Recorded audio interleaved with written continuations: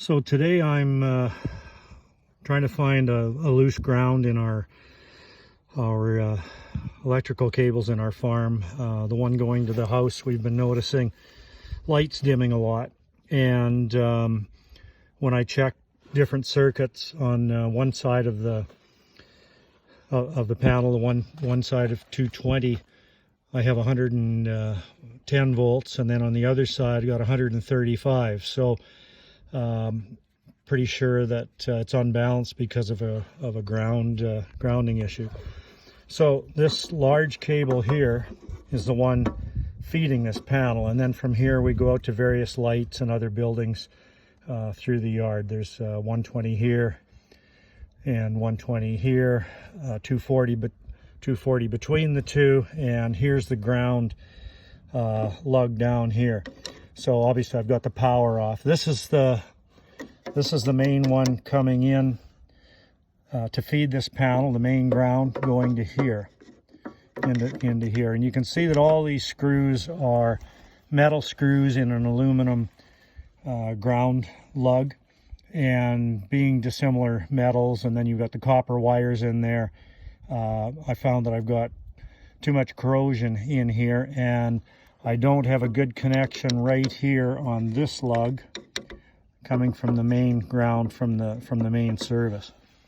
And I checked that by checking voltage between here and this ground and here and this ground, and I found that I only had I had 135 volts on the one leg, but if I put my ground wire from my meter on here, I would get 120 balanced load on each of these two. So I knew that the corrosion had to be where this main one ties into this screw here on that end.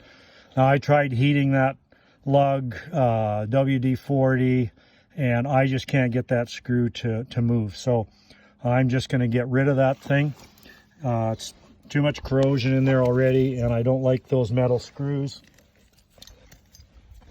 So I'm going to replace all those, or replace that lug, I should say, with this, tie them all into here, and coat it with anti-corrosion, and I think we'll be good to go. So anyway, I don't have any way to hold the camera while I'm doing this. I'll show you a little further along. The other screws were easy to unscrew, but that one just wouldn't. So I cut this cable off with zip cut, and I'll work everything into the new ground lug. So there you can see the ground lug that I used, hooked all the grounds into that, including the one coming from the main service. And here I'm just showing you I got 122 volts there, and same on the other leg, so we're good to go.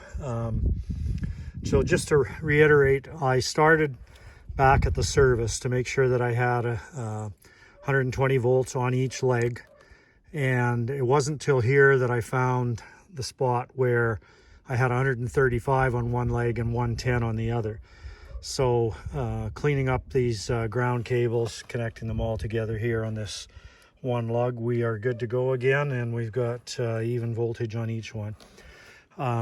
If this helps, hit the like button. Like doing these things just to help people fix things on their own, because I've benefited a lot from YouTube. So just kind of curious to know how many people get a benefit from these little videos. Anyway, thanks for watching.